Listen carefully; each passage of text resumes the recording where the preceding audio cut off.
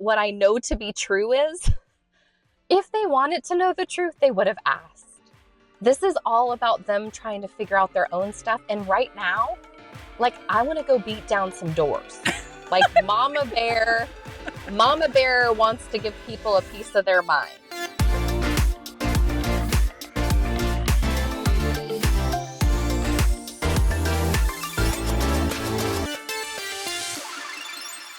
Hi, I'm Jen. And I'm Suzanne. Today we are talking about being misunderstood. And more importantly, or I should say more specifically, when your kid is being misunderstood and how to help them through that. Yeah. So sounds all doom and gloom. But my daughter recently left club soccer, competitive soccer for people don't know. And it was a really difficult decision for her. And we called it a retirement because it's much more positive. People like to say the word quit. And we had a bunch of family discussions about it. We had a lot of personal discussions about it. And there were a lot of tears and a lot of talks. It was not something she took lightly. She's been playing soccer since she was 5, but competitively, I think since, I don't even know, feels like forever. And it just reached a point of which it just didn't make sense for her, didn't make sense for our family, didn't make sense for our values, didn't make sense for the different changes we had made, like faith-wise, etc. And so we all made the decision, and ultimately it was her decision that she wanted to retire. Okay. And the misunderstood part comes in because it's such not a tight community. That's a tight insinuates that like everybody's all loving and all of that. That's not that. True. It's just a small community. Yeah. A small community. And everyone kind of knows everybody at this point, right? Because a lot of people have weeded themselves out. They're all in high school, and it's sort of like you're on that final push till the girls that want to play in college play or not. There's not really a whole lot of professional opportunities, but so we're kind of in that, like, everyone's kind of been pared down. It's just the girls that are really good, want to continue to put that kind of effort in, time commitment, etc. So what happened is it was already really emotional for her, and there was obviously a lot of emotions around it, and there was a lot of toxicity, and a lot of the reasons we left were for negative pieces. It wasn't all the reasons, but there was definitely a huge component of it that was, it had become a very toxic culture, and Jason and I no longer felt like it was good for her to be in it. Like the good didn't outweigh the bad kind of thing. Mm-hmm. And so recently ever since she's left, things keep coming back to her about people talking negatively about her, people saying why she left, and they're all pretty mean, pretty sad, pretty judgmental. And the funny thing is, and it's not funny, is that nobody asked her. Yeah. Right? So, because, and I get it, they're like 14, right? Like, so nobody asked her why she left. Did she say anything when she left? Like, did she tell people why she left at the time? So she did just send as they have these little, their little team texts or whatever, just saying like, hey guys, I made a decision to leave, and I wish you the best, and just like a courtesy, keeping it positive, right? Because other people are staying on that team, and we were very much like, listen, this is our family's decision, and what's not okay for us, is definitely okay for other people. So it's not like our job to judge or think poorly of them. You know what I mean? Like, this is our decision, and it only has to do with us. So we told her, like, keep it light, as I like to say. Yeah. Well, and I mean, I think too, you won't want to instigate there's already so much turmoil. And if you're leaving a toxic culture, I'm sure part of it too is like, we don't need to flame the fires. No more gasoline on the fire, right? Exactly. Let's just move on. Okay. Yeah. And we did all the right things. Like, we called the coach. It wasn't, it was very, like, a very good conversation. We were like only honest because he asked questions. And again, we kept it we were honest, but kept it light. right? And so I think so that's sort of the backstory, but the hard part is her getting in the car, crying because somebody at her school heard from a kid that was on her team that's at a different school, right? And so like the rumor mill is going on. And the things that are coming back to her is like, oh, she didn't play, so she left. And our coach said she wasn't good enough to be on the team, and that's why she left. And our coach said that the parents called and, screamed and said she was too good for this team. And just like crazy things that obviously she and I know never happened. Sure. And none of those things were true, but it's so hard for her. I mean, I think it's hard as an adult, right? So like I'm hearing this stuff and I'm like, do not react. Do I'm not hearing it react. and thinking, do not react. And I'm not even her mom. I'm going to be like, you want to come at your aunt? Huh? Yeah. Hold my hoops. That's right. Hold my earrings. Yeah. So I wanted to do this podcast because I realized I could definitely talk about it from my daughter's standpoint of being misunderstood. But then I realized, like, oh no, this is like a whole thing because I think moms go through this all the time where I think we get misunderstood in life and we still struggle, right? Sure. Like when we make a decision and people don't understand and they question you and you're like, why do you even care? Like this doesn't even affect you, but you still let it get in, right? Like you find yourself letting their doubts or their concerns or the fact that you heard somebody said, like this happened and it's not true. And right. And then you have your daughter, she's coming home saying this stuff and you already know how hard it was for her and how emotional it was for her. And it's not happening once. It's happening 2, 3 times. And I mean, we have been gone from this team now for almost 6 months. And she just came back again and got in the car and said, like, some boy at school came up to her and said, hey, I heard that you quit your team because you weren't playing and you weren't good enough and you weren't going to play. So something else, something about the girls. Nobody liked you. Oh, And geez. she's like, why is this boy? Like, he doesn't even talk to me. Like, it's just, she was just like, Mom. And I think that, her skin's gotten thicker with each passing event, if you will. But I think she's just, we had to have the conversation of like, you got to be okay with being misunderstood. Like, you have to understand that people are willing to believe whatever they want to believe. If any of these people wanted to know the truth, including your friends from the team, and I use friends with air quotes, then they would have talked to you about it. Yeah. And said to you and had a one-off conversation with you, like, hey, why did you leave? Like, what's going on? And I said, honestly, honey, that would have been hard too, because like we talked about, the reasons we left are not reasons that anyone else who's staying wants to hear about, right? Yeah, right. Yeah. You're essentially saying you're making a bad decision, which that's not what I'm saying. It wasn't the right decision for us. But when people are in a place where they're questioning their own actions, then they'll take it as, well, she's acting like we're doing something bad for our kids. Like we're not doing, it creates all this like internal stuff. And that's just with the parents. So you add in the kids and then the parent, and all these, if you have kids and use sports, I know we've talked about it before, it can just be like a whole slew of toxicity because the parents are talking about the kids and the kids are talking to the parents and the coaches. And it's just, if you're watching YouTube, my hand's just going all over because it's just a hot mess express.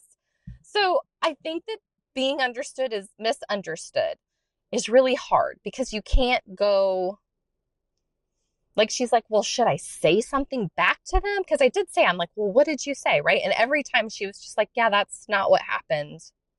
And then that's kind of it. Right. Which I think is a great response, right? Because yeah. Who are you trying to make understand you? A random boy that comes up at school or these girls that come up. But what you started the episode is you were like, yeah, I want to talk about how like my daughter's doing it one way, but how are you responding? Like what's coming through your brain? Because I imagine Right. there's some frustration there. There's, sadness for your daughter as well. So Yeah. what's going through your brain at that So I point? think we could go back to the point where she gets in the car and is crying, right? And I'm like, Sure. don't react, don't react, don't react. Because I do know that, and I have learned this, like she doesn't need to manage my emotions too, right? Like she's already going through a lot. She needs my guidance, my mentorship. Now, she doesn't need to think I'm a robot. So I just said to her, I was like, wow, that's crazy. And I just said to her, wow, I wonder why you're taking up so much rent in their head. And Yeah. she kind of looked at me and she's like, what do you mean? And I said, why? Why are they still talking about you? Why are they talking to other friends about you? Like, honey, this is crazy town. And she's like, I know, but they're saying all this stuff. And I said, I know, I've been there. I've had people say terrible things about me that weren't true. But what I can tell you is I still struggle with it. But what I know to be true is if they wanted to know the truth, they would have asked. This is all about them trying to figure out their own stuff. And right now, like, I want to go beat down some doors. Like Mama Bear wants to give people a piece of their mind. Sure. But I said, honey, moms do this to each other. So of course the daughters are going to do it. And I'm not saying the moms are condoning what their daughters are doing. They probably don't even know they're doing it. But what I am saying is adults struggle with it. You're going to struggle with it. The only thing I can do, because it's never going to stop coming at you, is to arm you with the fact that this will continue. Proving yourself or fighting it or trying to explain your case is wasted breath. Do you know what happened? Yes. Do I know what happened? Yes. Am I super mad about it and disappointed in a lot of people? Yes. Am I sad that adults are acting like this? Yes. Am I sad that kids are being mean to you? Yes. Because whether or not they believe that, the fact that they're okay saying that to you is really sad. And they must feel really bad about themselves to want to come up to you out of the blue and say these things to you. And she was like, yeah, I didn't really think about it. And I go, yeah, we don't think about it because our feelings are so hurt. We can't see out, from around us, right? Like we're caught in our own stuff. And so I told her, I need a minute because I'm so freaking mad. Right. But like, I'm here for you. We're going to grow through this together. We're going to go through this together. Like that's sort of our mantra. We always say, like, through hard things. Just like I tell her, like, I'm on my healing journey. You have to come through it with me, right? Like you've watched me do a lot of changes. I've done things poorly in the past. I've done things poorly recently, but like I'm still learning. And the difference is we're going to be fine because at the end of the day, you and I and God knows exactly what happened. And that's all that matters. These people are literally irrelevant. The fact they're even still talking about us, irrelevant. Let them live their life. They'll come up with someone else to talk about anytime now. So well, and I don't know if that answers your question. Yeah, no, what I'm hearing from you though is you're taking what you've learned in your journey, like you said, like other people's opinions don't matter. Yep. If whatever's coming out about myself or about her from them, it'll be gone in a second. It's more just like fodder for that, like either them figuring out themselves or trying to get her attention or some attention from anyone. Yes. And what I also think what you're teaching her is to take the pause, like you said, don't react. And then to also explain, like, you have all the same frustrations that she's feeling. Like, to me, that's what you're teaching her best is that validating and also being a human being. Like, oh, my mom wants to kick their butt too. My mom's sad for me. My mom's like, because I think so many times as parents, and I think you said it really well at the beginning, which is it's not her job to validate to manage your emotions. Right. Like, and as parents, when we come at our kids and be just as pissed and as sad and like, who said that to you? And screw those parents and screw those kids and, all the things that we want to scream at them. Oh, yes. Now it puts that onus on them to like try to calm us down. And I think what you did really well there was to validate her, but also you stopped and then you started talking about it. And then you were like, went through the array of things that you were thinking. And to me, that's going to build such a better relationship. And it sounds like it's already working. Like you said, she's getting tougher each time. I think there's the doctor out there and she's like, I'm not trying to teach my kid success. I'm trying to teach my kid like how to struggle. Because if we can teach them how to struggle, but I like that she, like, resilience is like the positive version of it. Like what I liked what she said was, it's about teaching. I want them to know they can struggle and be okay. Yes. And I think that that's so powerful for so many of us. And that's what you've taught yourself in your journey. And I just didn't know if you noticed that you were also teaching her how to struggle. And then she's going to find success, right? She's found success in so many things. But I just loved the connection that you made between those two things for her. I'm glad you brought up success, because that was the other thing I wanted to say.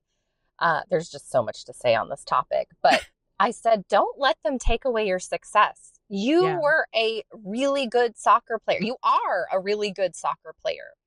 And don't let all their smack talking or insecurities or whatever they're going to say, like, that does not define you. Again, those are just words. And I think the final thing I want to say, like the final takeaway, is just like what you said. I didn't tell her everything was going to be okay. I didn't tell her that they weren't going to stop, or that, that they were going to stop. I mean, I do think that they will move on, and I didn't say like, oh yeah, I used to have that when I was a kid, but that doesn't happen anymore, because it's not true.